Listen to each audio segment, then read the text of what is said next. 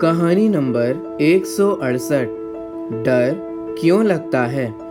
एक बार एक गुरु और चेला जंगल में जा रहे थे। रात्रि का समय था। आगे आगे गुरु जा रहे थे और पीछे पीछे उनके शिष्य। गुरु के पास कंधे पर एक थैला था।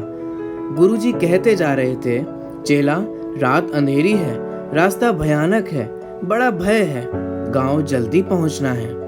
चेला सोच रहा था कि जब हमारे पास कुछ कीमती सामान है ही नहीं तो फिर उनको भय किस बात का हो सकता है।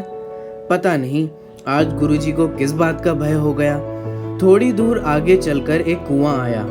गुरुजी ने थैला चेले को दे दिया और स्वयं हाथ मुंह धोने लगे। चेले ने थैला खोल के देखा कि उसमें एक सोने की ईंट थी। चेले को भय का कारण मालूम हो गया। उसने उस सोने की ईंट को कुएं में फेंककर एक साधारण ईंट रख दी। गुरुजी हाथ मुंह धोकर थैला लेकर आगे चले। कुछ देरी बाद फिर बोले, चेले, रास्ता बड़ा भयानक है, बड़ा भय है। चेले ने कहा, अब कोई भय नहीं है, भय को पीछे कुएं में फेंक दिया है। गुरुजी ने जल्दी से थैला खोला तो देखा पत्थर की ईंट है। उन्होंने उसे फेंक दिया और हंसकर बोले, चेले, अब गांव पहुंचने की जरूरत नहीं है, यहीं आराम कर लेते हैं, अब कोई भय नहीं है। इस कहानी से हमने ये सीखा कि जब कोई वस्तु हमें मिलती है तो उसके मिलते ही हमें उसके चले जाने का डर सताने लगता है। जैसे कीमती मोबाइल खरीदते ही उसके चोरी हो जाने का डर लगता है और उस वस्तु के चले जाने का डर हमारे दुख का कारण बनता है। इससे हमें यह स्पष्ट समझ में आता है कि परिग्रह दुख का ही कारण है।